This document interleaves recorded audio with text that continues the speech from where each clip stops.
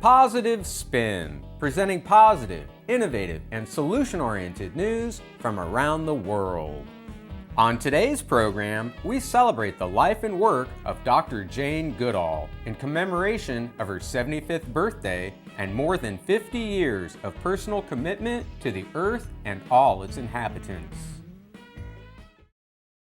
For almost 50 years, Dr. Jane Goodall has been a central figure in the movement to preserve our beautiful planet and all the wonderful creatures that inhabit it.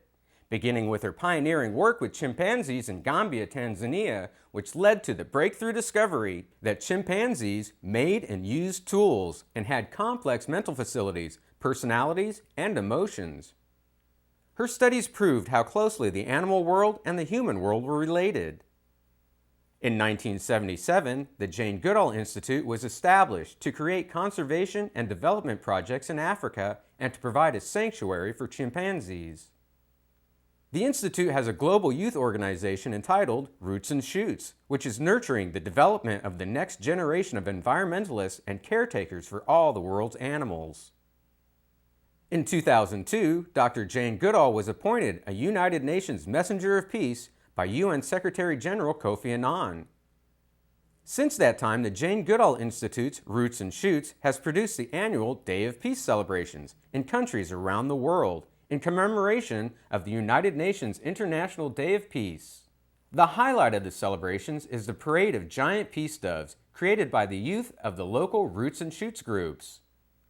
This year, in celebration of Dr. Jane Goodall's 75th birthday, there was a parade of 75 giant peace doves on Santa Monica Beach in Los Angeles.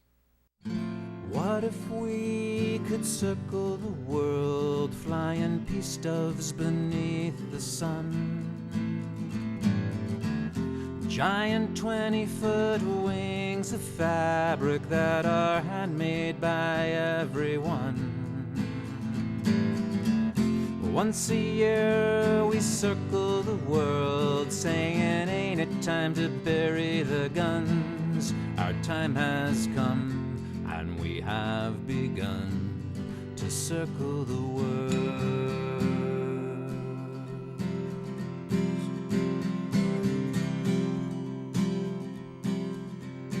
Hello, this is Jane Goodall and Mr. H, my mascot.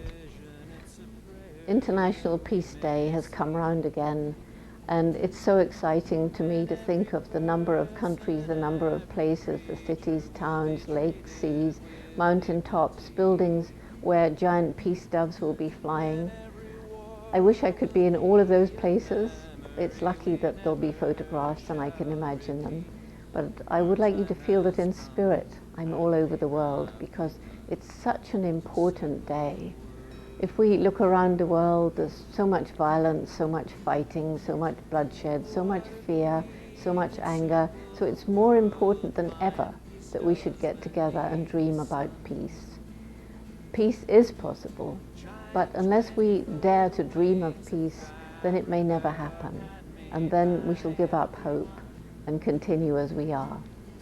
So on this International Peace Day, which is in support of the United Nations International Day of Peace, let's all feel community, feel together, feel the lessening of the barriers between different religions, different cultures, different nations, and especially between us and the natural world.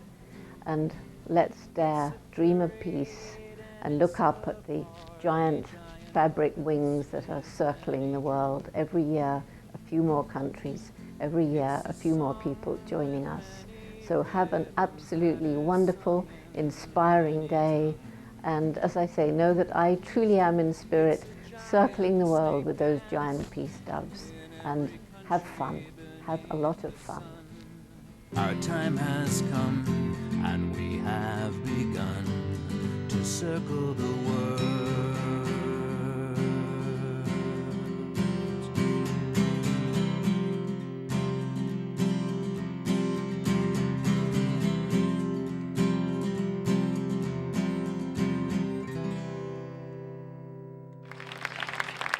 What is really important to remember is that peace doesn't just mean laying down our guns.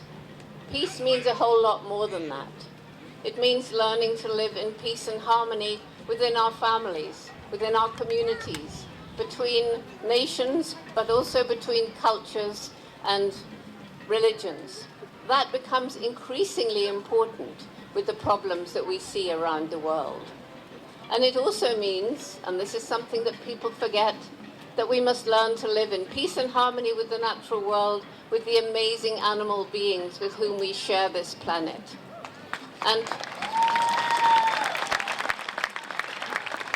I'm really happy to see the dogs who are here today. I've greeted many of you, my canine friends. The great teacher I had as a child was the dog that I grew up with, Rusty. And Rusty taught me, before anybody else, that animals truly do have personalities. They have minds, and above all, they have emotions, they have feelings, just like we do.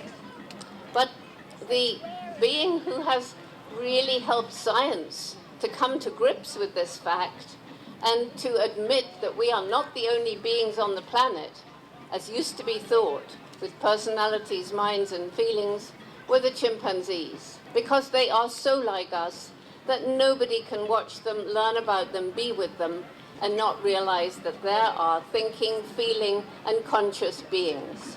So they've helped us to learn better our position in the animal kingdom. And it wouldn't be a good peace day if we didn't bring the voice of the chimpanzees into this wondrous gathering, the voice from faraway Africa, from Tanzania, the voice with which a chimpanzee will greet a friend way across the valley.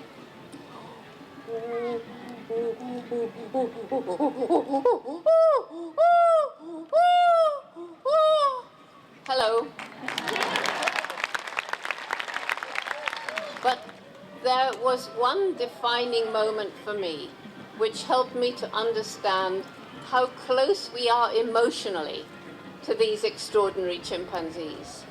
It was in the early days of the study, when most of the chimpanzees were still running away because they're very conservative. They'd never seen a white ape before, and they would take one look and vanish into the undergrowth. But one of them, for some reason, began to lose his fear.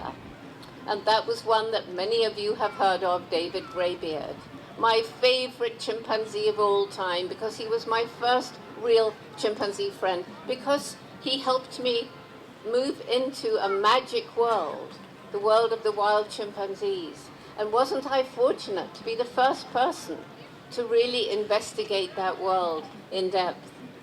And one day, when I was following David Greybeard, just after he let me actually follow him, he dived into a very narrow, not really a trail, a sort of animal tunnel, through a mass of tangled vegetation with lots of vines with thorns.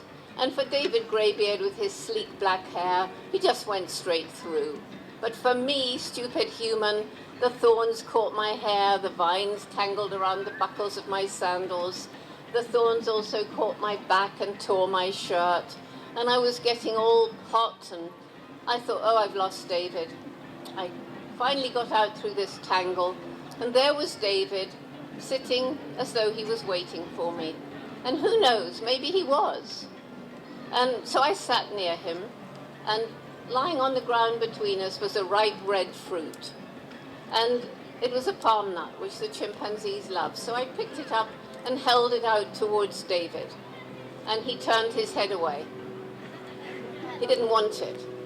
Well, I suppose I was a bit cheeky, but I thought, well, why shouldn't he want this lovely red palm nut? So I held my hand closer. And after a moment, he turned his head, he looked directly into my eyes, he reached out, he took that nut, he dropped it, he didn't want it, but at the same time, he very gently squeezed my hand, which is how chimpanzees reassure each other. So there was a message between two beings of a different species, a communication that maybe dated back before words. He understood my motives in giving him that fruit. I understood that he didn't want it, but he said thank you. It was a very amazing moment.